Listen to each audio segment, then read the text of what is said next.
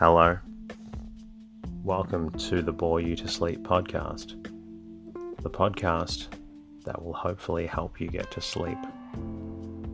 I am going to read an open source book, one that is not particularly interesting, but one that is hopefully boring enough to get you to sleep.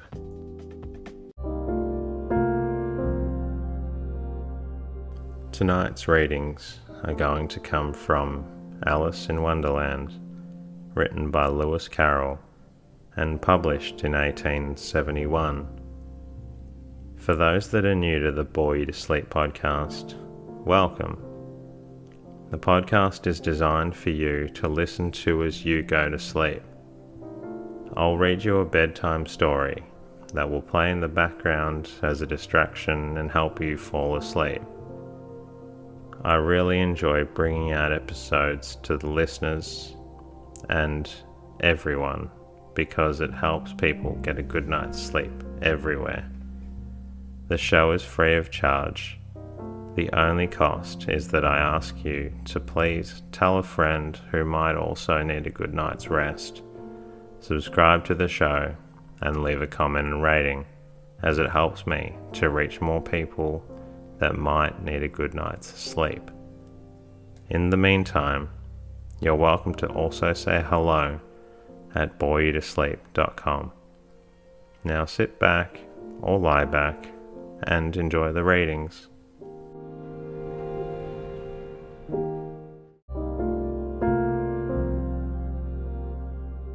Alice in Wonderland by Lewis Carroll.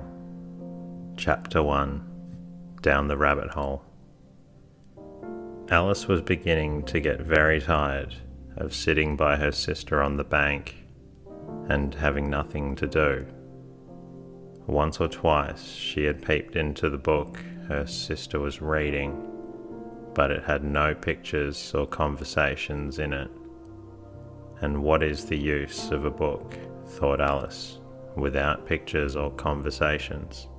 So she was considering in her own mind, as well as she could, for the hot day made her feel very sleepy and stupid, whether the pleasure of making a daisy chain would be worth the trouble of getting up and picking the daisies, when suddenly a white rabbit with pink eyes ran close by her.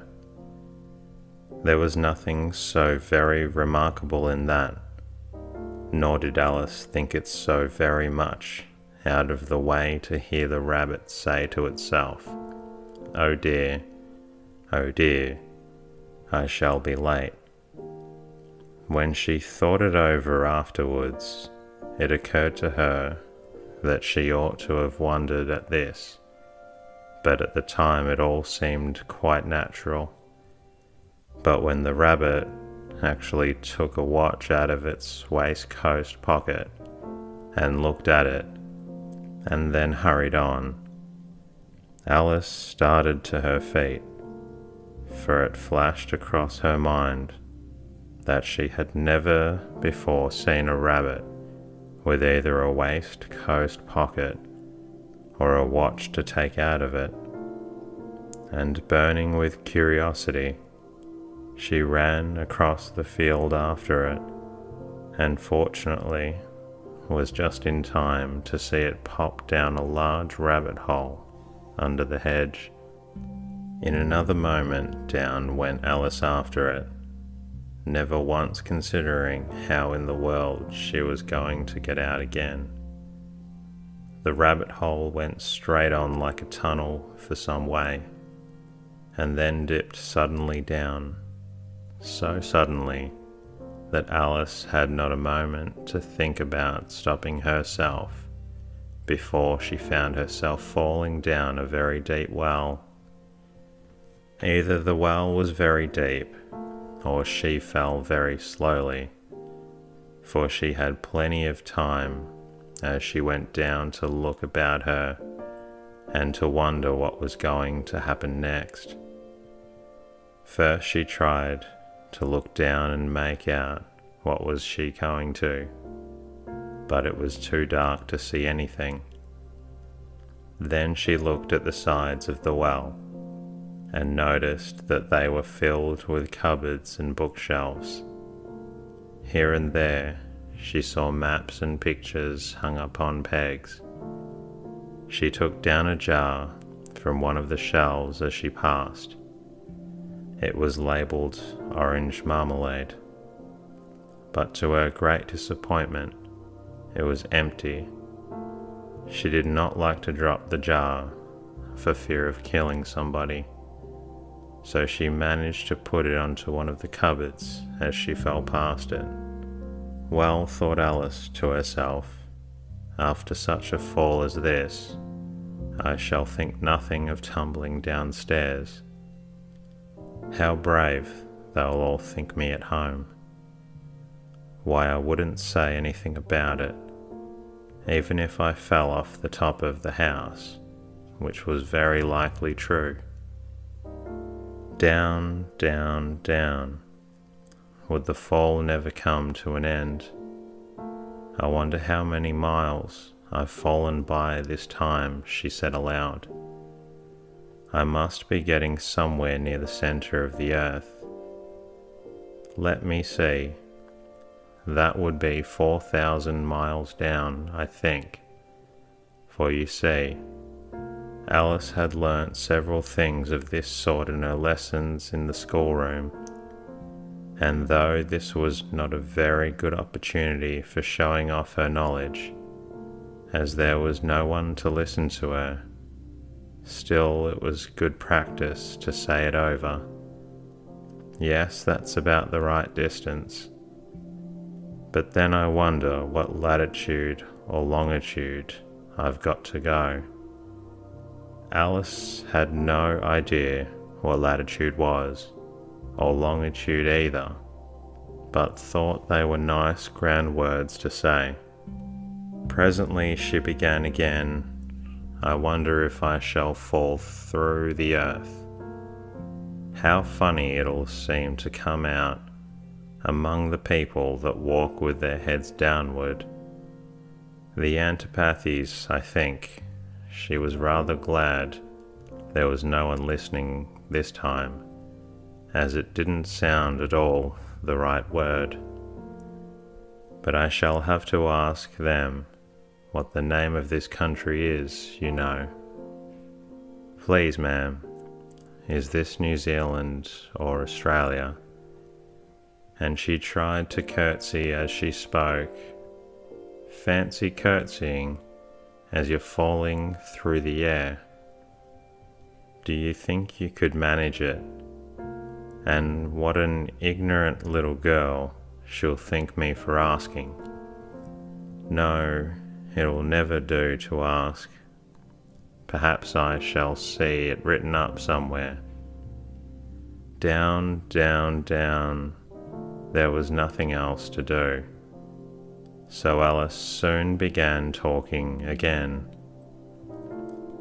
Dinah'll miss me very much tonight, I should think.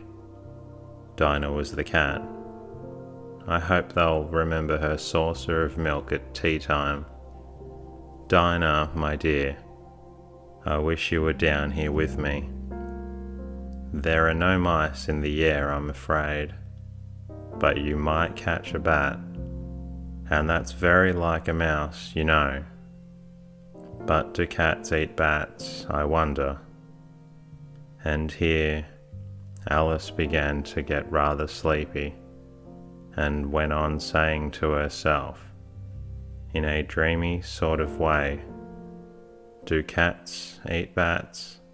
Do cats eat bats?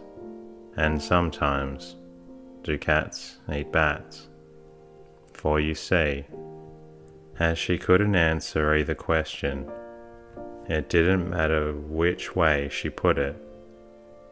She felt she was dozing off, and had just begun to dream that she was walking hand in hand with Dinah, and saying to her very earnestly, Now, Dinah, tell me the truth. Did you ever eat a bat?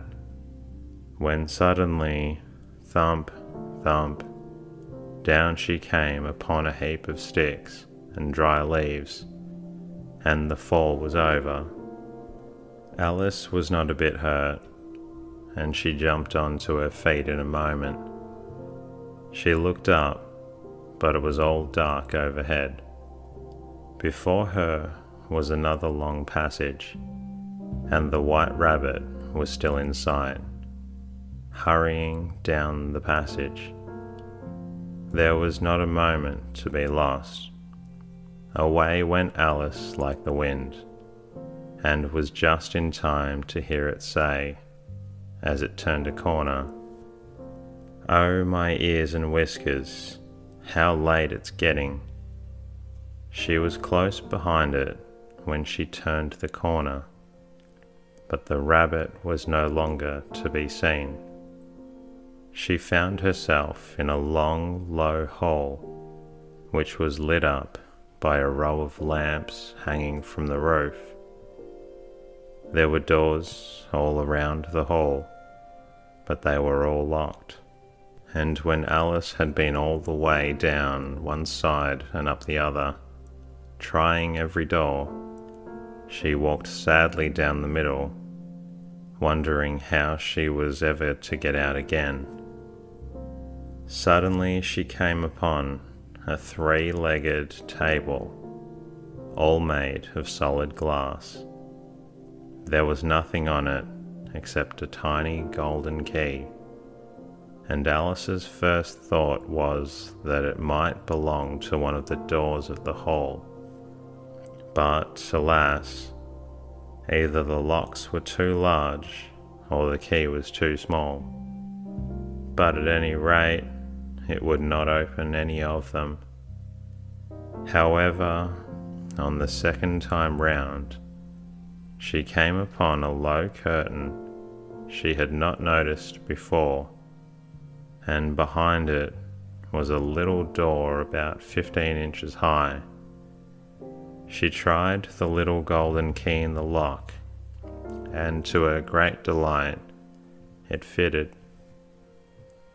Alice opened the door and found that it led into a small passage, not much larger than a rat hole. She knelt down and looked along the passage into the loveliest garden you ever saw. How she longed to get out of that dark hall and wander about among those bed of bright flowers and those cool fountains, but she could not even get her head through the doorway. And even if my head would go through, thought poor Alice, it would be of very little use without my shoulders. Oh, how I wish I could shut up like a telescope. I think I could, if I only knew how to begin. For you see, so many out of the way things had happened lately, that Alice had begun to think that very few things indeed were really impossible. There seemed to be no use in waiting by the little door, so she went back to the table, half hoping she might find another key on it, or at any rate a book of rules for shutting people up like telescopes. This time she found a little bottle on it, which certainly was not here before, said Alice, and round the neck of the bottle was a paper label with the words "Drink Me" beautifully printed on it in large letters. It was all very well to say "Drink me," but the wise little Alice was not going to do that in a hurry. "No, I'll look first," she said, "and see whether it's marked poison or not." For she had read several nice little histories about children who had been burnt and eaten up by wild beasts and other unpleasant things, all because they would not remember the simple rules their friends had taught them, such as that a red-hot poker will burn you if you hold it for too long, and that if you cut your finger very deeply with a knife, it usually bleeds, and she had never forgotten that if you drink much from a bottle marked poison, it is almost certain to disagree with you sooner or later. However, this bottle was not marked poison, so Alice ventured to taste it, and finding it very nice, it had, in fact, a sort of mixed flavour of cherry tart, custard, pineapple, roast turkey, toffee, and hot buttered toast, and she very soon finished it off. "What a curious feeling," said Alice. "I must be shutting up like a telescope." And so it was indeed. She was now only 10 inches high, and her face brightened up at the thought that she was now the right size for going through the little door into that lovely garden. First, however, she waited for a few minutes to see if she was going to shrink any further. She felt a little nervous about this, for it might end, you know, said Alice to herself, in my going out altogether like a candle. I wonder what I should be like then. And she tried to fancy what the flame of the candle is like after the candle is blown out, for she could not remember ever having seen such a thing. After a while, finding that nothing more happened, she decided on going into the garden at once. But alas for poor Alice, when she got through the door, she found she had forgotten the little golden key, and when she went back to the table for it, she found she could not possibly reach it.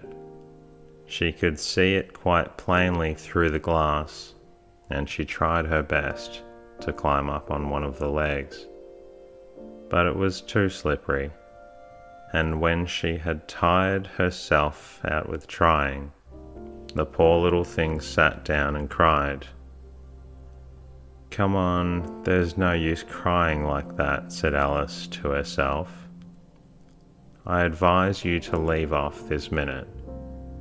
She generally gave herself very good advice, though she very seldom followed it, and sometimes she scolded herself so severely as to bring tears into her eyes. And once she remembered trying to box her own fears for having cheated herself in a game of croquet she was playing against herself.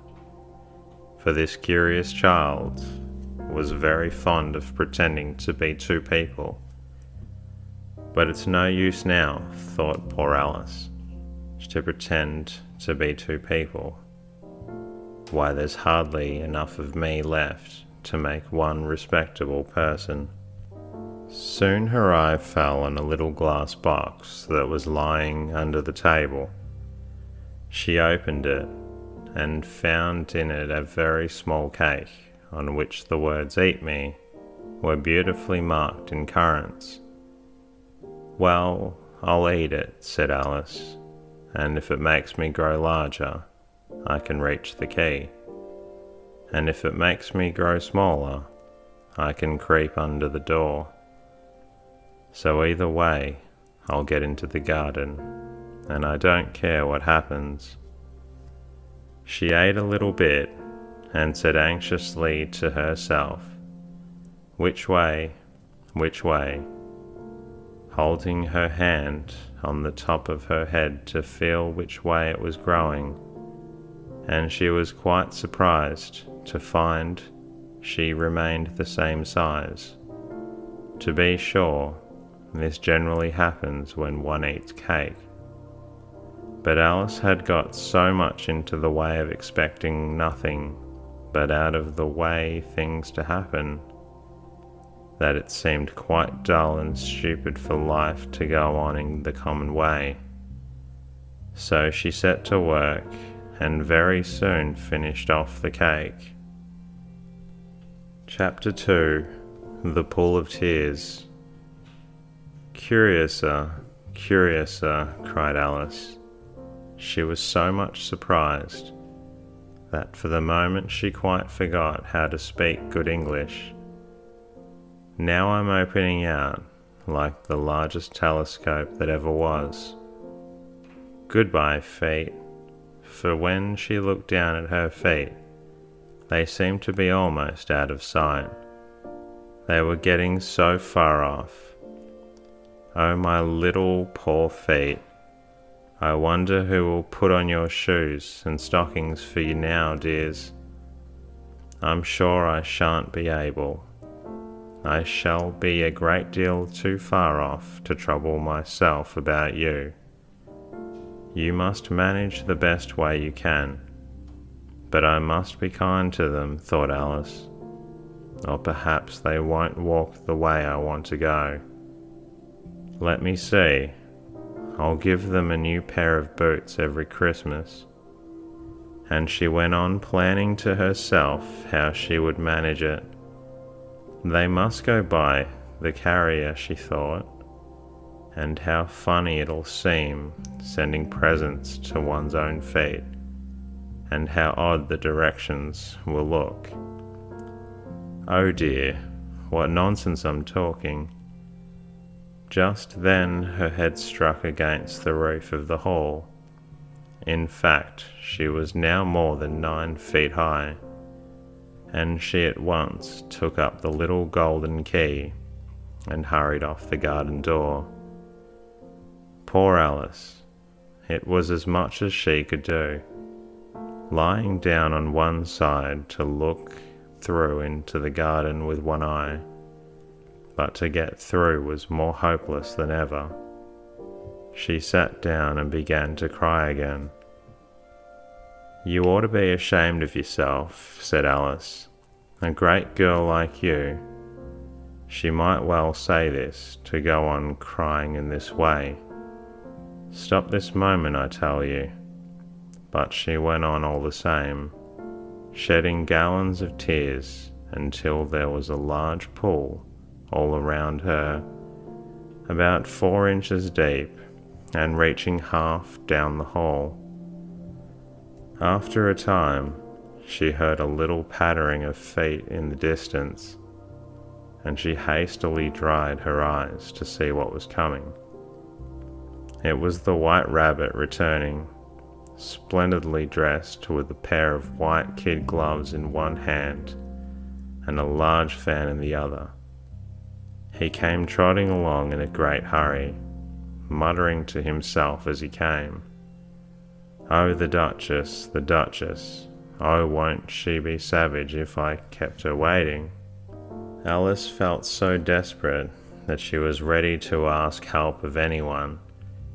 So when the rabbit came near her, she began in a low, timid voice, "If you please, sir." The rabbit started violently, dropped the white kid gloves and the fan, and scurried away into the darkness as hard as he could go. Alice took up the fan and gloves, and as the hall was very hot, she kept fanning herself all the time she went on talking. Dear, dear, how queer everything is today, and how yesterday things went on just as usual. I wonder if I've been changed in the night. Let me think.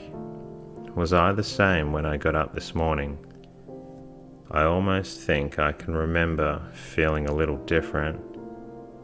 But if I'm not the same, the next question is, who in the world am I? And that's the great puzzle. And she began thinking over all the children she knew that were of the same age as herself, to see if she could have been changed for any of them. I'm sure I'm not Ada, she said, for her hair goes in such long ringlets, and mine doesn't go in ringlets at all. And I'm sure I can't be Mabel, for I know all sorts of things as she. She knows such a very little. Besides, she's she, and I. And oh dear, how puzzling it all is. I'll try if I know all the things I used to know. Let me see. 4 times 5 is 12, and 4 times 6 is 13, and 4 times 7 is, oh dear, I shall never get to 20 at that rate. However, the multiplication table doesn't signify. Let's try geography. London is the capital of Paris, and Paris is the capital of Rome. And Rome, no, that's all wrong, I'm certain. I must have been changed for Mabel. I'll try and say, how doth the little, and she crossed her hands on her lap, as if she was saying lessons, and began to repeat it. But her voice sounded hoarse and strange, and the words did not come the same as they used to. I'm sure those are not the right words, said poor Alice, and her eyes filled with tears again as she went on.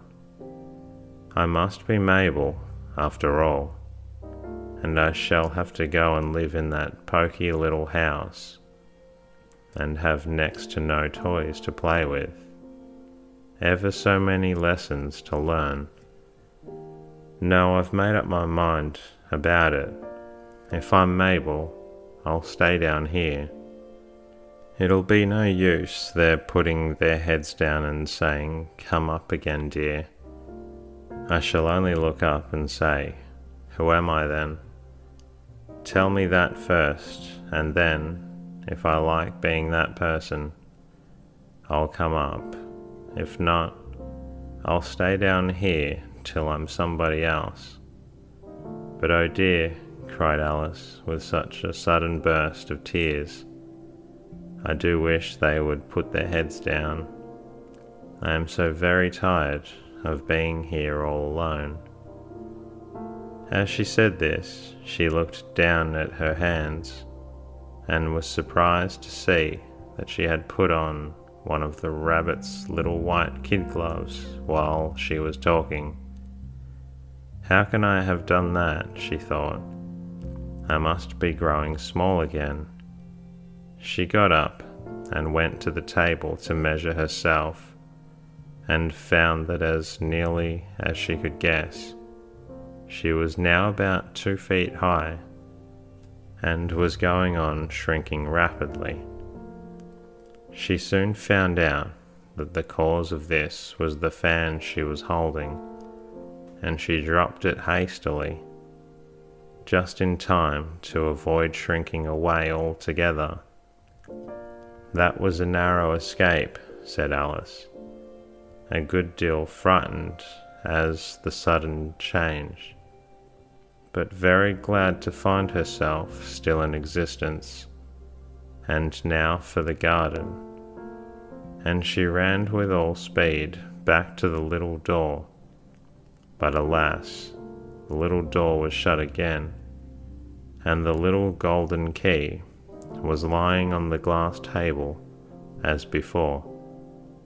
And things are worse than ever, thought the poor child, for I was never so small as this before, never. And I declare it's too bad, that is. As she said these words, her foot slipped, and in another moment, splash, she was up to her chin in salt water. Her first idea was that she had somehow fallen into the sea, and in that case I can go back by railway. However, she soon made out that she was in the pool of tears which she had wept when she was 9 feet high. I wish I hadn't cried so much, said Alice, as she swam about, trying to find her way out. I shall be punished for it now, I suppose, by being drowned in my own tears. That will be a queer thing, to be sure. However, everything is queer today. Just then she heard something splashing about in a pool a little way off, and she swam nearer to make out what it was.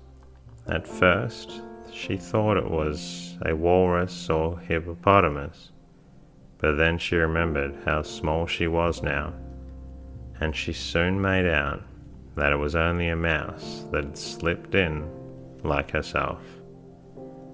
And that is the end of the readings tonight. If you're not feeling sleepy enough, please feel free to listen to another episode, but hopefully that made you feel a little drowsy. Until next time, good night.